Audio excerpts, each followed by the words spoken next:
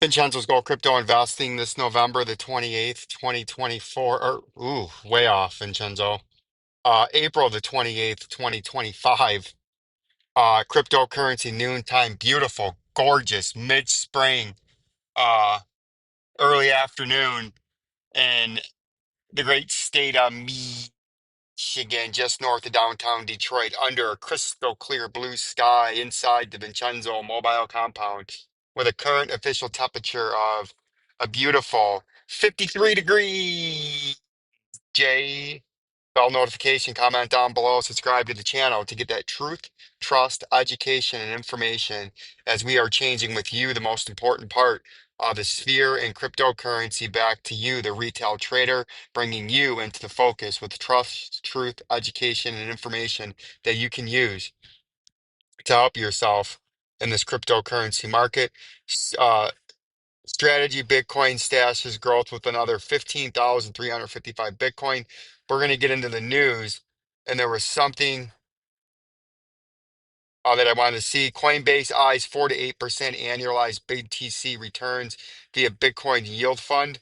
So they're looking like they're trying to make some yield there. But there was something here about the inflows. Uh, they were talking right here, the inflows, the third largest inflows on record at 3.4 billion coin shares, cryptocurrency exchange traded products, ETP bounced back with their third largest inflows on record. Global crypto ETP collectively posts 3.4 billion of inflows in trading week, the 21st to the 25th, marking the highest level since December 2024. The inflows were 13% below the all-time high of 3.85 billion on the 6th of December of 2024. Renewed investment interest in crypto broke back above 90,000. Bitcoin was primarily winner among crypto ETPs last week. As you can see, Bitcoin with the inflows, Solana had slight outflows, and you can track that there. Bitcoin ETP asset under management have reached 132 billion. Uh, Bullish sentiment was seen in all crypto ETPs except Solana, as we've seen up top. Other notable gainers among the altcoins was Sushi and XRP, which saw 20.7 million and 31.6 million, respectively, in inflows, right? So that's something interesting to keep an eye on. And today, what we're keeping an eye on is when we have these retests, what's going to happen? Let's start with Ethereum. I know our Jabroni Killer members likes Ethereum, and you can see what we've been talking about for about a couple of weeks since we brought Ethereum back on here when it was sitting down here. Look what it did all weekend.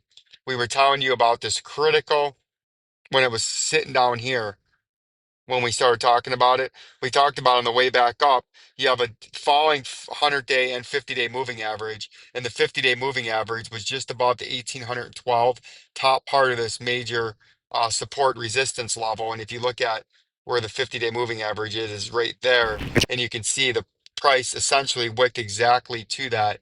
And you can see over the weekend, for the last 4 or 5 days now, we've been having heavy resistance along a major resistance area, and it's holding the price down right now. Now, two things are going to happen. One, this thing's going to break out of this to the upside and break bullish. And if it breaks bullish, you would see a technical target out of this immediate breakout would be from this consolidation right here to support resistance, and this whole conglomerate. You go right up to about the top of that, and then you bring that to the point of the breakout, and that would get you almost to the 100-day moving average, working right up into here, your next major resistance zone. So that's where your next pump would go, up to about 2230 if it could break to the upside. But on the contrary, if it breaks to the downside and can't break above this area and falls down, your first area that you would get supported would be right in here, followed by maybe a slight bounce back.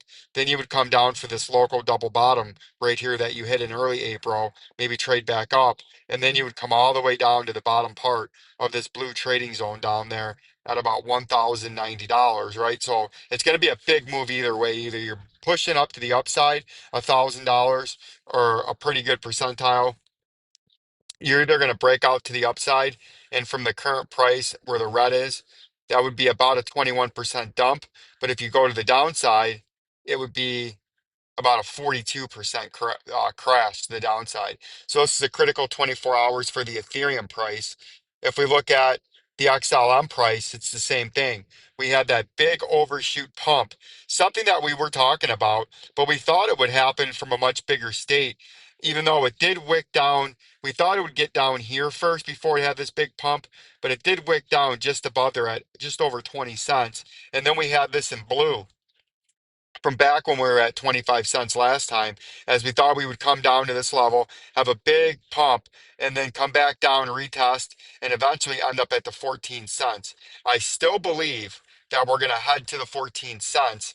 We have this over exuberant pump.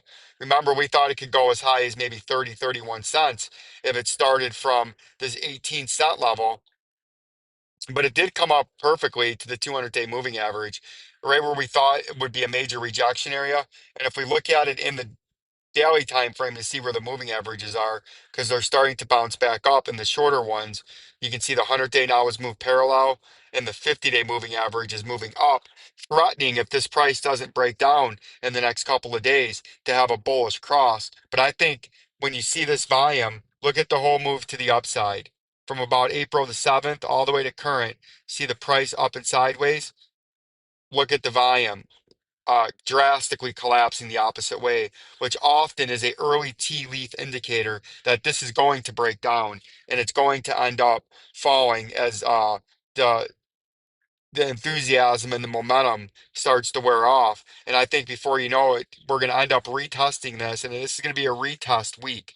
And if you can hold it, you can get shorter to medium term bullish. But if you fall through it, you're going to confirm it as a major flip to a resistance level, and then you have a big fall coming, and you're going to come at full candle body in the daily time frame, come down and touch this 18 cents, then do some trading, and then eventually I think you would end up down at 14 and a half cents, followed by a ferocious rally. And that's what we're paying attention to, because I still think this is going to happen in all these coins.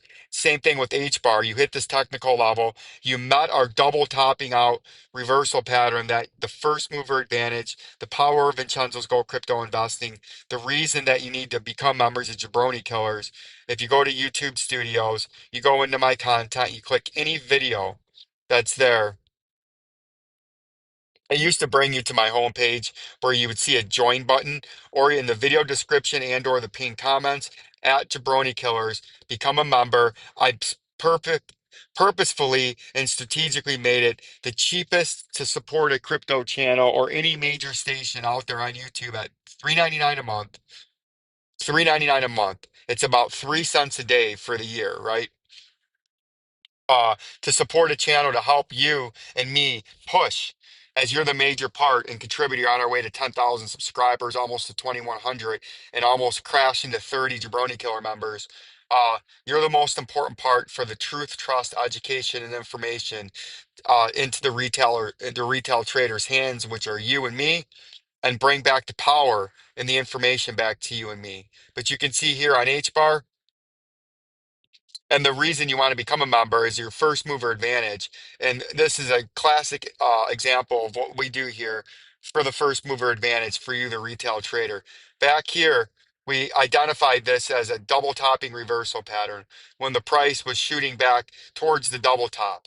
The mountain double top, it forms, some people call it an M topping reversal pattern because it's a mountain top which forms an M at the top of it, right?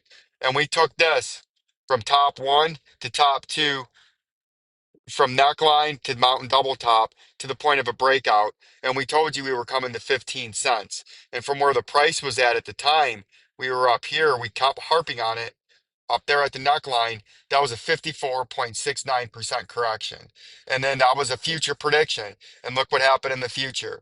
See how we got close with that initial wick to the 200-day at the time in the daily, but we told you we were going to full candle body it. Then you had a ferocious rally, and we still maintain we were coming down there. And then look at that.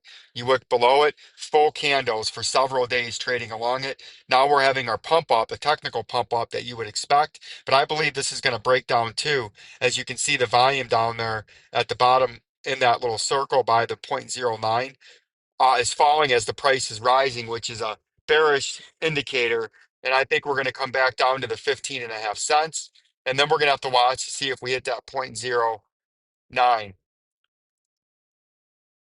That's stealing anything. at the 0.09042 level, right? So that's what we're going to watch out for the H bar. But that's the power of the first mover advantage. The same thing here is we identified this for you as a head and shoulders sneaky topping out reversal pattern with a target of down here at the top part of this red orange trading zone. And we identified this way back here when we were moving up in the top part of the head. So from the top, and we were in here, all in here when the price was up here, telling you it was going to come down. And at current price after the rebound, it's down 42.69% at a wick low of 56.9%. And I still do believe we're coming down to that target. The volume is falling. We've had a nice rebound after a 56, almost a 60% correction from wick to wick. We've had a 35% pushback near the neckline, inverted neckline, but I still think this will crash, not crash down, but have a retest and come down.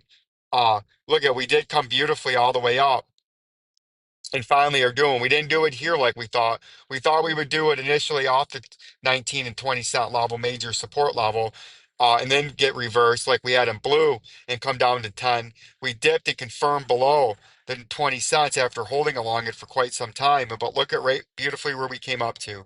We rebounded nicely, had brief rejection like you would expect, retesting a major support level now that we were threatening to make it a resistance level, had a quick sell-off, and then shot straight through it, straight through the moving averages, and look where it came to.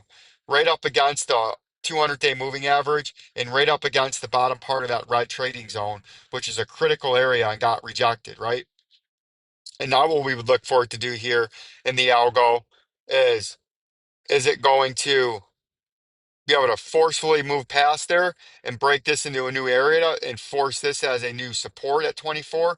Or is it going to get rejected by it and quickly end up back to this critical 19 cent level and then dip below it? And now you can confirm it as resistance. So this is a critical time in all of these coins this week on exactly what's going to go on. We're going to follow it closely.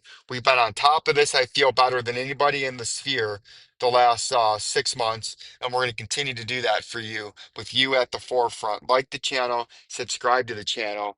Peace and love. The Rock's eyebrow. Jay.